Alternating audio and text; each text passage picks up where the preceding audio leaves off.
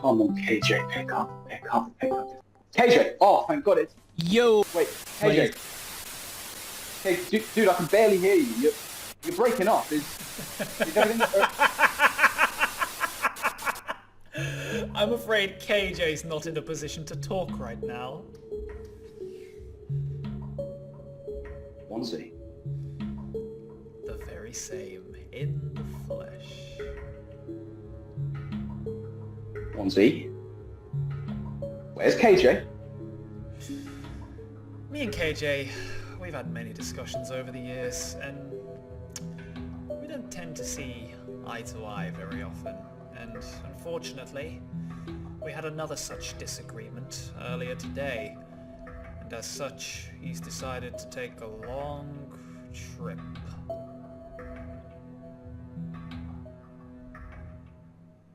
So it's true. I was warned this would happen. What is your angle? What are you doing with the council? Tell me something. What do you know of the three gods of this world? Three gods?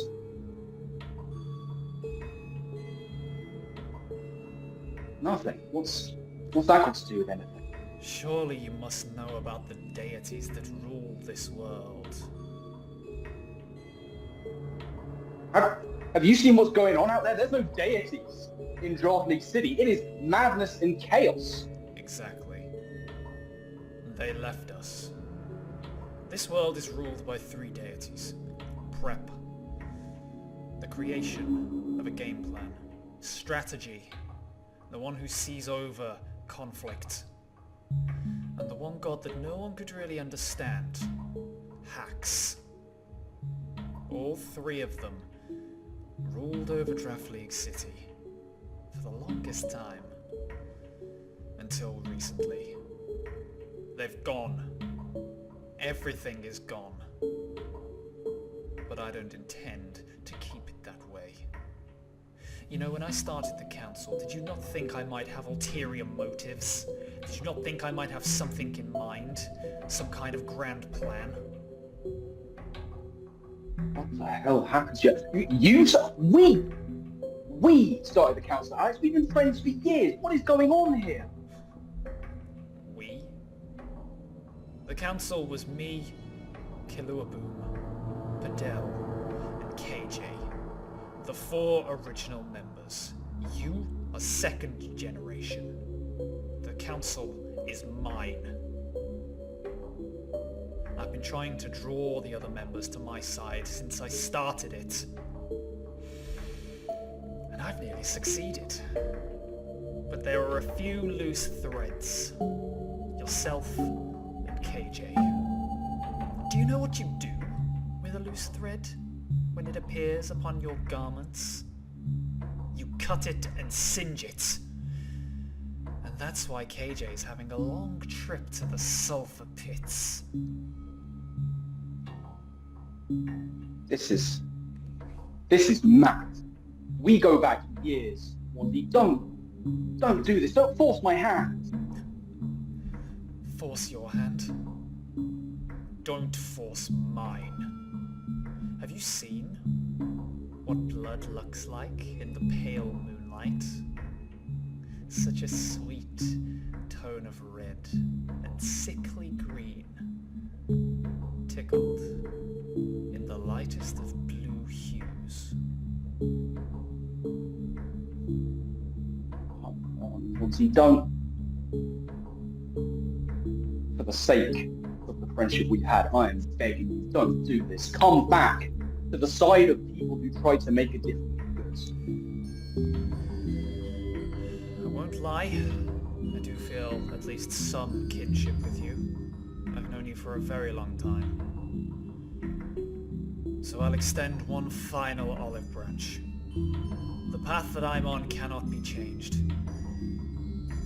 The direction of this wind is blowing you in only one way, and you can either fight against it and be blown away, or glide on it. Join me, Help me burn and raze this city to the ground so it can be reborn once again. You've seen the state of it out there. This toxin cannot be cured. So join me. Join me. Is this how it's going to be? That's your final offer?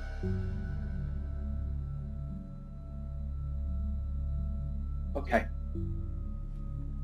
I see which way this wind you talk about is blowing. Now let me tell you something right now. And this isn't Shroomraver talking to Onesie Bayonet. This is Dave talking to Alex. You say there's a wind blowing? Don't forget how that went last time. You better hope it's blowing behind you so that you don't get left behind. And you may have got some of the old council on your side, but there's new blood here.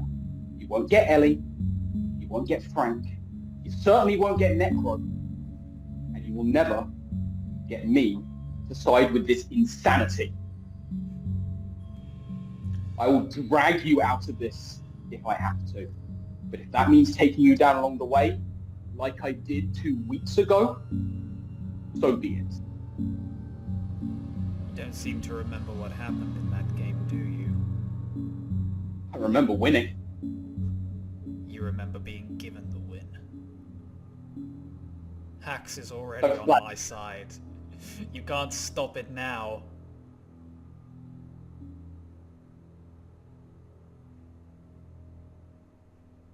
I'm not playing this game. Then so be it. Yeah. So be it. Hello everyone, Shroomraver here, and today we are back with week number 3 of the MBC. Yes indeed. Now, today we were supposed to be taking on KJ and the Cleveland Indeedies. Unfortunately, he has had to take a step back from the league. He was involved in more leagues than I would know what to do with over the past several months. So he's been having a bit of Pokemon burnout. He's decided to take a step back. We got that news quite late, but thankfully, Eli the Rebel was able to step into the breach. So big shout out to Eli for doing that. Those two, of course, work together on the PPL Heat of the Week videos. So they know each other quite well. I know Eli well enough. He sometimes goes with the team of the March the Ice Skew. I believe right now he is running as the Orlando Yellow Magic. Either way, his links down in the description below. Make sure you check them out along with everyone else who is involved this season. Now, the team he can select from, he is rocking out with Spectrier, Urshifu Single Strike, Galarian Slowking, Cyclozar, Gliscor, Rotom Heat, Comfey, Araquanid, Hisuian Decidueye, Orthworm, and Noctowl. His Tera captains are the Gliscor, Comfey, and Noctowl. Now, this is an interesting one. He has two absolutely premier offensive threats, neither of which I fear altogether. It's that defensive core that really is being giving me sleepless nights. So in order to try and take them on, first up for us is going to be Physical, Life Orb, Iron Valiant. We have Spirit Break, Close Combat, Knockoff, and Liquidation.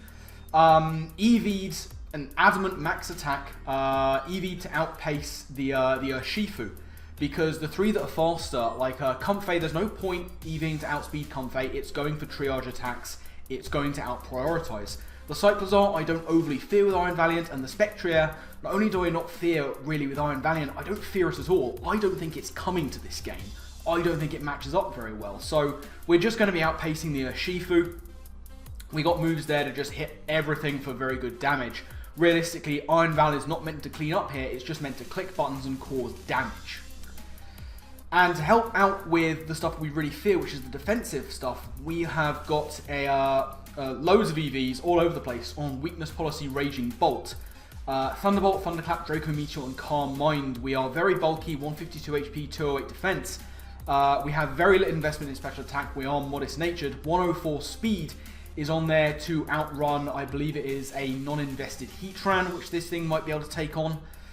Realistically, what I want Raging Bolt to do is just break at least one of the defensive guys. The Slowking, the Gliscor, the Araquanid, something like that. get a big weakness policy boost off of any of them, and just hit them really hard. But we need things to take hits as well, and one of those is going to be Citrus Berry Ting-Lu coming back once again. We are mostly physically defensive, max HP, 128 defense, impish, 96 in spadef, bit into attack, and a bit into speed just for those creeps. We have Ruination, Earthquake, Stealth Rock, and Whirlwind. This is here to get rid of any of those setup guys. It is also pretty much a hard counter to Spectrier because it can burn me, but I can Ruination around that and get some big Earthquake damage, Whirlwind out stuff like Calm Mind on there. Any kind of setup mons are going to be whirlwinded out. It will also, in a pinch, take on, especially a non-setup, Comfey and get rid of that too. Get the rocks up where we can.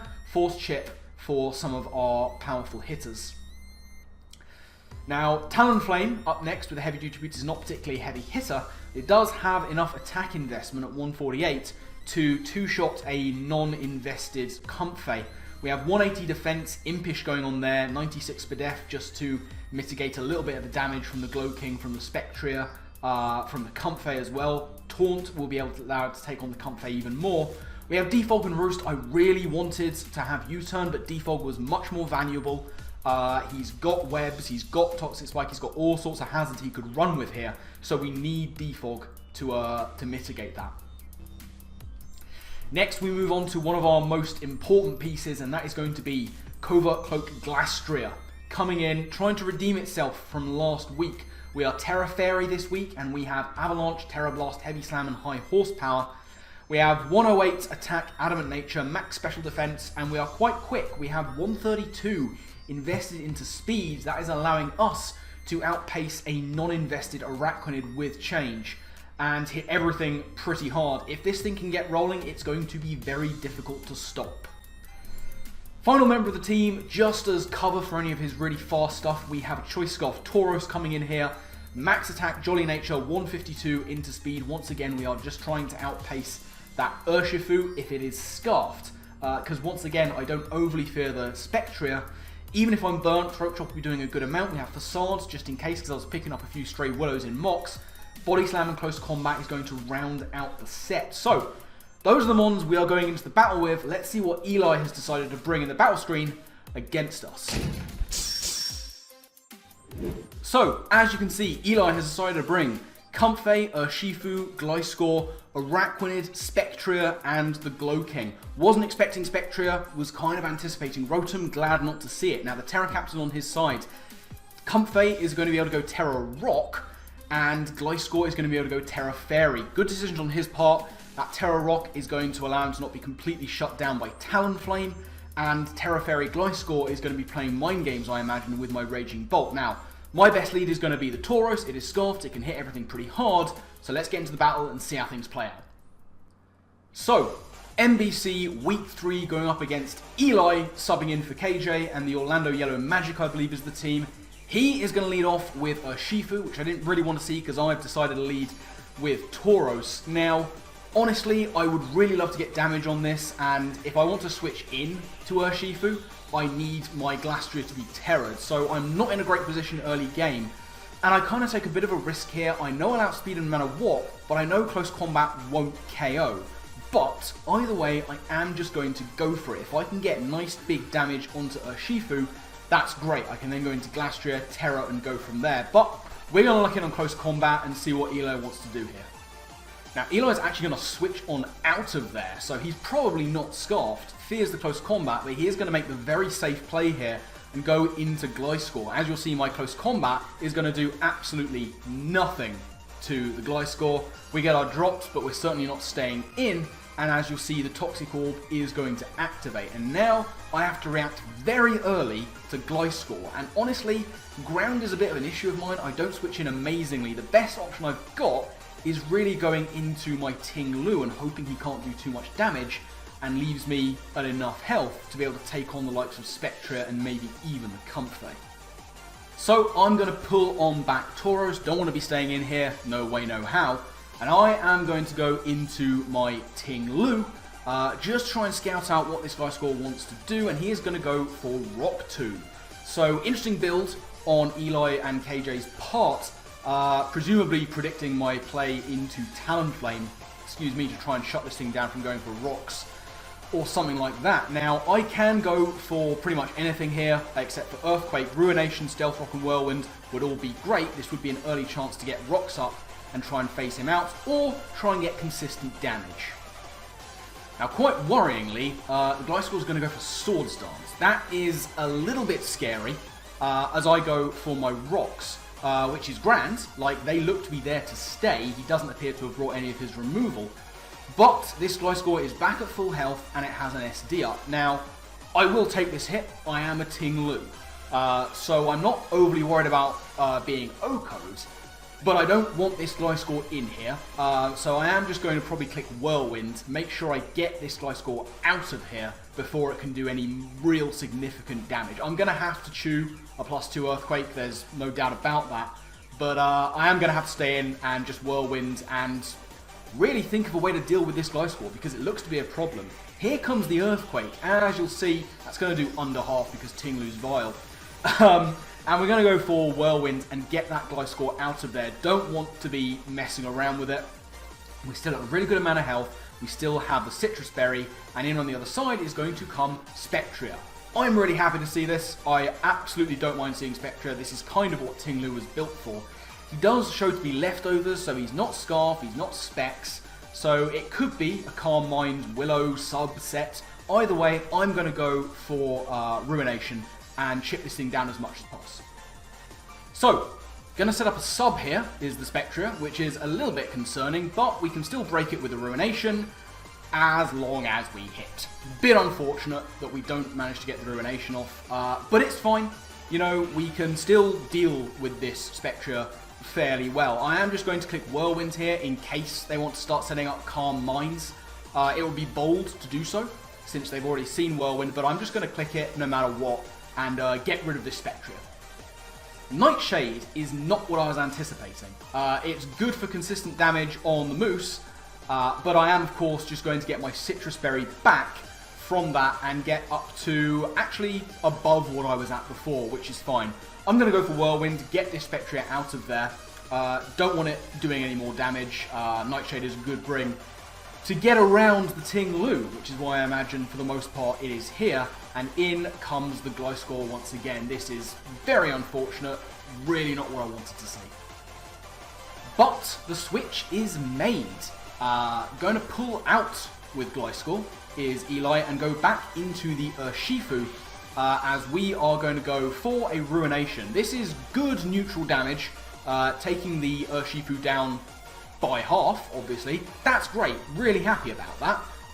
Didn't want to be messing around with that, and getting early chip onto Urshifu is going to be nice in the long run. But I can't stay in on the threat of a close combat, a Drain Punch, anything like that. So Talonflame would seem to be a pretty safe play. I can go into it and go for a Brave Bird and try and get myself a little bit more back into this game. But Eli's going to pull the triple, which is crazy. Going to get on out of there and go right the heck on back into the Gliscor. This is just so not good for me. So not good for me, because as you'll see, I've withdrawn my Ting-Lu and I've gone into my Talonflame. Now, we have seen Rock Tomb on this Gliscor, and that is not something Talonflame really wants to be messing around with. I could taunt, preventing the Swords Dance, or maybe even Rocks if that's the final move. But what I'm going to opt to do, actually predicting that Swords Dance, is not taunt. And I'm actually going to make a very, very risky play here. So I'm going to get out of there with Talonflame, and the risky play in question is that I'm going to go hard into my Raging Bolt. This may seem strange, because as you see, the Swords Dance is coming. What I'm trying to do here is bait out the Tera. I would much prefer that this guy goes Tera Fairy than that Comfey goes Tera Rock, because that could be a real problem in the end game. Comfey was something that really, really concerned me. Now, if there is no investment in attack on this Gliscor, and it could very well be bulky Swords Dance, if that's the case, I will take an Earthquake with Raging Bolt. I absolutely will. I won't take it well, but I'll take it. I'll get the weakness policy and I can try and smack this thing with a move. However, this is where the mind games come in, because of course this Gliscor is Tera Fairy.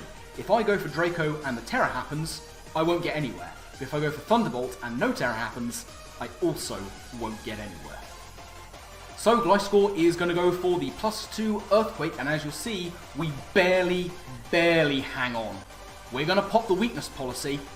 Glastrier didn't Tera, but I predicted that they would. I went for Thunderbolt. That seems like a stupid play, and honestly, it was. If I thought I was going to live, what I should have done was just go for Draco, because if they Terra'd, I could at least then Thunderclap. As it is, I tried to stake my claim to this match and call the Tera, and it just didn't happen. So I'm going to go for the Thunderclap just in case they go for Tera this time. There's no reason why they would. Going to go for the Rock Tomb. There was no saving Raging Bolt. A really big risk taken by me early game, and it has absolutely not paid off. So now I have to go into something that can take a +2 Earthquake from Glastrier, and honestly the only thing that realistically can, or a Rock Tomb in the case of Talonflame, is going to be my Glastrier. Now I'm going to go into it, click the Tera button, and click Avalanche. If Eli's not going to Tera this Glastrier, I'm going to hit it hard with Ice Offense, and realistically this is my only way of dealing with it right now. Now Eli thought about this one for a while. Is eventually going to pull back out of there with Glastrier and go into the Urshifu. If I'd have clicked Tera Blast here, this would have put me in a marvellous position. As it is, as you'll see, we are going to go for Tera onto the Glastrier, becoming that Tera Fairy Horse. A much better typing than Ice, as I'm sure you'll all agree. As it is, we didn't go for Tera Blast, we did go for Avalanche. It's not going to get the boost we weren't hit, but it is going to do good damage to this Urshifu. Now, the only way Urshifu can hit me is with Poison Jab or Iron Head. Neither of those are going to be taking out Talonflame from the range it's at, and I really don't want to risk taking damage I don't need to right now on Glastrier, so I am going to get on out of there and make the appropriate switch. So, I'm going to get on out of there with Glastrier, don't want to be taking a potential Iron Head or Poison Jab like I say. I'm going to go into my Talonflame right about now, as the bear is going to go for Taunt. So I guess potentially predicting my Iron Defense set, maybe Cursed, something like that. But now I'm in with Talonflame, and given that he switched out on Tauros, given that he's taunted here, Scarf looks unlikely. I'm just going to go for Brave Bird, and as you see, Eli is going to leave the Urshifu in. It's not switching into anything anymore, and it's taking Rock Chip, which it probably would have lived. But either way, he's going to let the bear go down, and now we're back to 5v5. Unfortunately for me, it is going to be the Glastrier that comes in. Now, I can't stop him from going for Swords Dance here, because I'm taunted, so I can't throw off my own taunt. I'm going to have to get out of there, and once again, I only really have one switch in, especially if I want to save Ting-Lu to be taking on some of his other mons. It has to be Glastrier. So, back comes Talonflame, and once again hitting the field is going to be Glastrier, still of course at full health. Now the Swords Dance is going to come in from Glastrier, but I know I will tank this hit. If they are insistent on not terroring with Glastrier, then this is fine. I am just going to stay in and hit it. But once again, Eli is going to get Glastrier out of there. He doesn't like it, which is very valid. Glastrier is powerful. In is going to come Spectrier. And we have the horse versus horse. Let's see who's better. Going to go for Avalanche. It's not going to take out the Spectrier. But another move absolutely will. Now, Spectrier didn't go for Willow onto my Ting-Lu. And Ting-Lu will often just run Ruination as a dark move. So I figured if he had Willow, he probably would have gone for it onto Ting-Lu. So I'm actually going to stay in here and click Tera Blast, just to scout him out. If he clicks Willow, I'm still going to pick up the kill and get Chilling Neigh, and we're going to try to start snowballing with Glastrier here. Really cool move on Eli's part here, Disable. Wasn't anticipating that, and it does mean that I can't go for Avalanche. I am going to go for Tera Blast, however, and that's obviously going to pick up the kill on Spectrier. So, Glastrier wins the War of the Horses and picks up his first kill of the season, but a really clutch move there, disabling Avalanche, because that means I can't use it against Glastrier. And Glastrier will take a hit that isn't Avalanche. So, back in comes the Glastrier once again, but at this point, I'm committed. I can't click Avalanche, but I am going to click Heavy Slam. It is going to do a whole world of damage to Glastrier when I'm at +1, given how tanky and heavy this Mon is. And if this is the point where he does decide to Tera, it will get absolutely destroyed. The Swords Dance is coming in because Glastrier will live 1, but I'll live a +2 hit. So I'm just going to go for Heavy Slam on the off chance that he decides to Tera and see how much damage we can do. Now Glastrier is not going to Tera, just going to go for Swords Dance. No reason not to, it can absolutely afford to. But in comes the Heavy Slam, and that is a clean 2-hit KO from that range. Now, I know I will live this incoming Earthquake. I might not live it particularly well, but I will live it, and Glastrier is probably the biggest threat to my team outside of the Comfey. Those two big offensive threats, Spec and Urshifu, they're gone. I wasn't particularly worried about them from the get-go. It's Glastrier and the others that concern me. But this has allowed my Glastrier to start spiraling. Here comes the Earthquake, and as you'll see, it's going to do over half. However, Heavy Slam is now going to come in and take out Glastrier. Now, my Glastrier is at +2 attack. All that is left is Comfey, Araquanid, and Slowking. And I have ways, hopefully, of taking them out. So, in is going to come the next one. That is going to be the Araquanid. But, ladies and gentlemen, this is why we have speed investment on Glastrier. I'm at +2 attack, and this thing is a specially defensive wall. I'm going to click Tera Blast, and pretty much hope that this is not a speedy Araquanid. It's not a speedy Araquanid. We're going to go for Tera Blast. Tera Fairy Glastrier going to come through, and after rocks for sure, that's taking out the Araquanid. A third KO is notched up for Tera Fairy Glastrier. It is on a tear right now, and there is very little that looks like it can stop it. Next up is going to be the Comfey. However, while Tera Rock on Comfey would have seemed a great idea for taking on Talonflame, it is not going to help it against Heavy Slam from a +3 Glastrier.